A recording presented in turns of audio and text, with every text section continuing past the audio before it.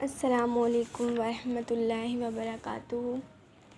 آج میں آپ کو آپ صلی اللہ علیہ وسلم کی زندگی کے کچھ لمحات کے بارے میں بتاؤں گی کہ آپ صلی اللہ علیہ وسلم کیسے نماز فجر کے بعد تمام صحابہ کرام کو اکٹھا کر لیتے تھے اور ان سے پوچھتے تھے کہ کسی کو کوئی خواب آیا ہے۔ اگر کوئی صحابہ کرام کہتا کہ ہاں ہمیں خواب آیا ہے تو آپ صلی اللہ علیہ وسلم اس کی تعبیر کرتے۔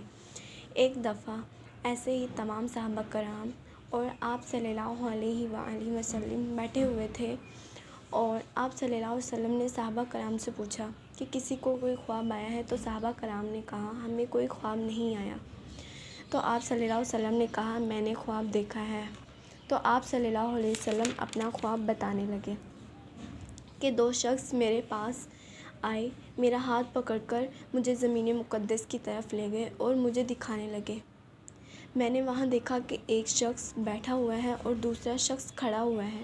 اس کے پاس ایک لوہے کا زنبور ہے اور بیٹھنے والے کو زنبور مارتا ہے، اس کی گردن کٹ جاتی ہے، اور پھر کھڑے والے کو زنبور مارتا ہے، اتنے میں بیٹھے والے کی گردن ٹھیک ہو جاتی ہے۔ پھر وہ بیٹھے والے کو مارتا ہے کہ اتنے میں کھڑے والے کی گردن ٹھیک ہو جاتی ہے، اور یہ سب قیامت تک چلتا رہے گا۔ میں نے پوچھا یہ کیا بات ہے؟ تو وہ دونوں شخص بولے آگے چلو۔ جب وہ وہاں سے چلے تو دیکھتے ہیں کہ ایک شخص لیٹا ہوا ہے اور ایک شخص اپنے ہاتھ میں بھاری پتھر پکڑ کر اس شخص کے سر پر مارتا ہے اور اس کا سر پھوٹ جاتا ہے، اور پتھر اتنی دور جاتا ہے وہ پھر پکڑ کر لاتا ہے، اتنے میں اس شخص کا سر ٹھیک ہو جاتا ہے۔ پھر وہ پتھر مارتا ہے اور اتنی دیر تک پتھر پکڑ کر لاتا ہے تو اس شخص کا سر پھر سے ٹھیک ہو جاتا ہے، اور یہ سب قیامت تک چلتا رہے گا۔ آپ صلی اللہ علیہ وسلم نے پوچھا یہ کیا بات ہے؟ انہوں نے کہا آگے چلو۔ ہم نے چوتھے شخص کو دیکھا، آگ کی غار میں تھے اور وہ غار تندور کی طرح تھی، نیچے سے کھلا تھا اور اوپر سے اس کا منہ تنگ تھا۔ اس غار میں مرد اور عورت بھرے ہوئے تھے اور وہ جل رہے تھے۔ جب وہ آگ اوپر کو اٹھتی وہ اوپر کو اٹھتے اس آگ کے ساتھ، جیسے ہی آگ نیچے کو بیٹھ جاتی تو وہ لوگ بھی آگ کے ساتھ نیچے چلے جاتے۔ استغفر اللہ۔ اس طرح قیامت تک ہوتا رہے گا۔ آپ صلی اللہ علیہ وسلم نے پوچھا یہ کیا بات ہے؟ دونوں شخصوں نے کہا آگے چلو۔ پھر ہم خون کی نہر پر پہنچے۔ خون کی نہر کے کنارے ایک شخص کھڑا ہے اور اس کے سامنے اتنے زیادہ پتھر پڑے ہیں۔ خون کی نہر کے اندر والے شخص نہر کے کنارے پر آئے، وہ شخص ان کو پتھر مارتا، پھر وہ نہر کے اندر چلے جاتے، وہ بار بار نہر کے کنارے آتے، وہ ان کو بار بار پتھر مارتا۔ اس طرح قیامت تک ہوتا رہے گا۔ استغفر اللہ۔ میں نے پوچھا یہ کیا ہے؟ وہ دونوں بولے آگے چلو۔ ہم آگے چلے، ایک ہرے بھرے درخت پر پہنچے۔ وہاں ایک بڑا سا درخت تھا اور اس کے نیچے ایک بوڑھا اور بچے کھیل رہے تھے، اور درخت کے قریب ایک شخص بیٹھا ہوا ہے، اس کے سامنے آگ جل رہی ہے، وہ اس کو دھونک رہا ہے۔ پھر وہ دونوں شخص مجھے چڑھا کر درخت کے اوپر لے گئے اور درخت کے درمیان میں مجھے لے گئے۔ وہاں ایک خوبصورت گھر بنا ہوا تھا، میں نے ایسا گھر کبھی نہیں دیکھا۔ اس گھر میں مرد، بوڑھے، جوان، عورتیں اور بچے تھے۔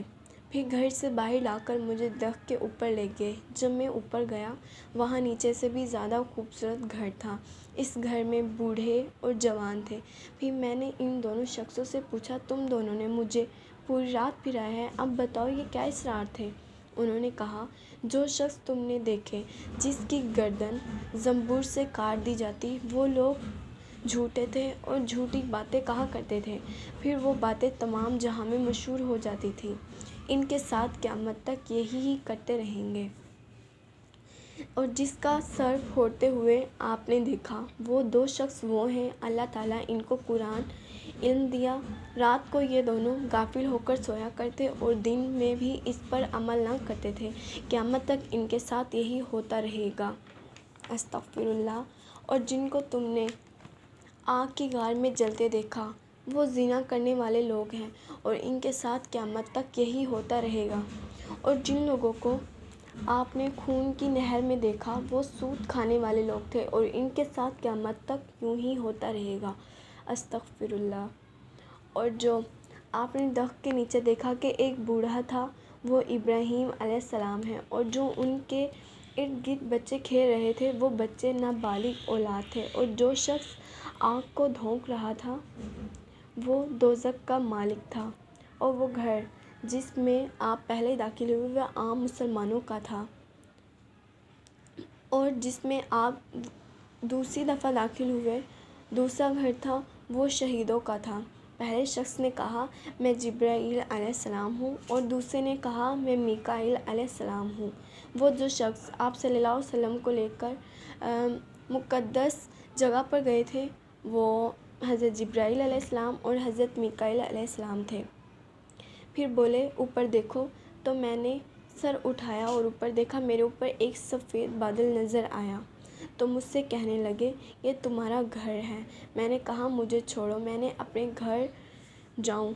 इन लोगों ने कहा अभी तुम्हारी उम्र बाकी है, अगर तुम्हारी उम्र पूरी हो चुकी होती तो तुम इसके अंदर चले जाते। ये तमाम वाक़ये सच्चे हैं। इस हदीस से कई चीज़ों का हाल मालूम होता है। अव्वल, झूठ की कितनी बुरी सज़ा है, हमें चाहिए कि हम झूठ ना बोलें। दूसरा, आलिम बेअमल। तीसरा, ज़िना करना, और चौथा, सूद का काम। अल्लाह पाक हमें इन तमाम बुरे कामों से महफूज रखे, आमीन। अब मैं आपको एक और वाक़या बताऊंगी कि इब्ने जश रज़ियल्लाहु ताला अन्हु और हज़रत साद रज़ियल्लाहु ताला अन्हु की दुआ। हज़रत अब्दुल्ला बिन जहश ने ग़ज़वा उहद में हज़रत साद बिन अबी वक्कास रज़ियल्लाहु ताला अन्हु से कहा ए साद, आओ मिलकर दुआ करें। हर शख्स अपनी ज़रूरत के मुवाफ़िक दुआ करे। दूसरा आमीन कहे कि ये दुआ कबूल होने की ज़्यादा करीब है। दोनों हज़रात ने एक कोने में जाकर दुआ फरमाई। अव्वल, हज़रत साद रज़ियल्लाहु ताला अन्हु ने दुआ की, या अल्लाह, जब कल को लड़ाई हो तो मेरे मुकाबले में एक बड़े बहादुर को मुकर्रर फरमा जो सख्त हमला वाला हो, मुझ पर सख्त हमला करे और मैं इस पर ज़ोरदार हमला करूं। फिर मुझे इस पर फ़तह नसीब फरमा कि मैं इसको तेरे रास्ते में कत्ल कर दूं और इसकी गनीमत हासिल करूं। हज़रत अब्दुल्ला रज़ियल्लाहु ताला अन्हु ने आमीन कही, और इसके बाद हज़रत अब्दुल्ला रज़ियल्लाहु ताला अन्हु ने दुआ की, ए अल्लाह, कल को मैदान में एक बहादुर से मुकाबला करवा जो सख्त हमला वाला हो, और इस पर शिद्दत से हमला करूं, वो भी मुझ पर ज़ोर से हमला करे और फिर वो मुझे कत्ल कर दे, फिर मेरी नाक कान काट ले। फिर क़यामत में जब तेरे हजूर में पेशी हो तो तू कहे अब्दुल्ला, तेरी नाक कान क्यों काटे गए? मैं अर्ज़ करूं, या अल्लाह, तेरे और तेरे रसूल सल्लल्लाहु अलैहि वसल्लम के रास्ते में काटे गए। सुभान अल्लाह। फिर तो कहे कि सच है, मेरे ही रास्ते में काटे गए। हज़रत साद रज़ियल्लाहु ताला अन्हु ने आमीन कही। दूसरे दिन लड़ाई हुई और दोनों हज़रात की दुआएं इस तरह कबूल हुई जिस तरह मांगी थी। साद रज़ियल्लाहु ताला अन्हु कहते हैं कि अब्दुल्ला बिन हश की दुआ मेरी दुआ से बेहतर थी। मैंने शाम को देखा कि इनकी नाक कान एक तागे में पिरोए हुए हैं। उहद की लड़ाई में उनकी तलवार भी टूट गई थी। हजूर सल्लल्लाहु अलैहि वसल्लम ने उनको एक टहनी अता फरमाई जो उनके हाथ में जाकर तलवार बन गई। सुभान अल्लाह। और अरसा तक बाद में ही रही, और 200 दिनार की फ़रोख्त हुई। दिनार सोने के एक सिक्के का नाम है। इस किस्से में जहाँ एक जानिब कमाल बहादुरी है कि बहादुर दुश्मन से मुकाबले की तमन्ना है, वहाँ दूसरी जानिब कमाल इश्क भी कि महबूब के रास्ते में बदन के टुकड़े टुकड़े होने की तमन्ना करे। और आखिर में जब वो पूछे कि सब क्यों हुआ, तो अर्ज़ करूँ कि तुम्हारे लिए रहेगा कोई तो तीगे सितम की यादगारों में, मेरी लाशों के टुकड़े दफन करना 100 मज़ारों में। सुभान अल्लाह।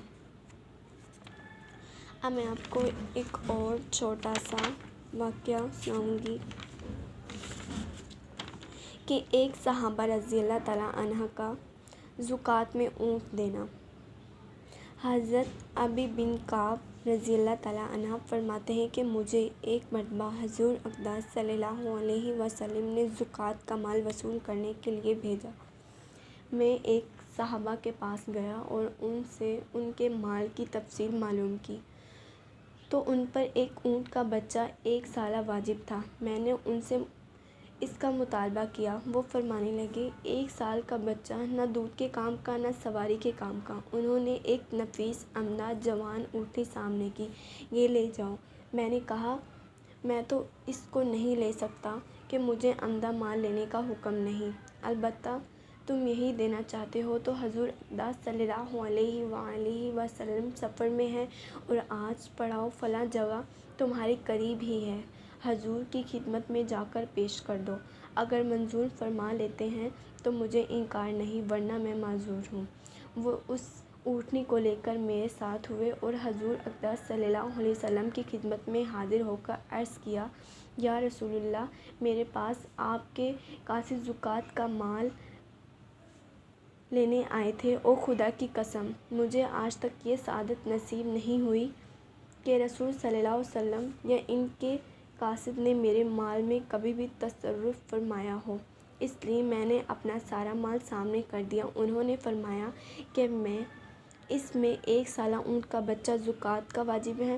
حضور صلی اللہ علیہ وسلم 1 سال کے بچے سے نہ تو دودھ کا ہی نفع ہے نہ سواری کا، اس لیے میں نے ایک عمدہ جوان اونٹنی پیش کی تھی جس کو انہوں نے قبول نہیں فرمایا، اس لیے میں خود لے کر حاضر ہوا ہوں۔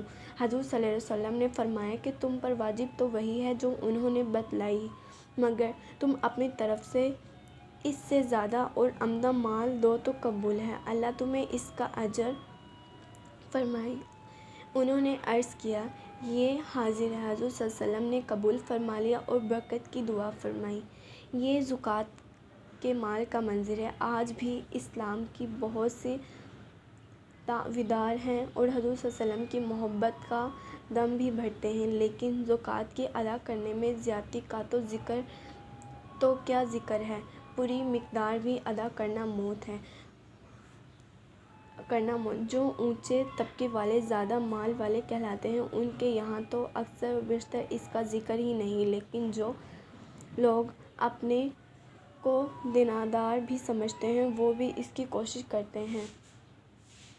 ہمیں بھی چاہیے کہ ہم بھی ایسے زکوٰۃ دیتے رہیں۔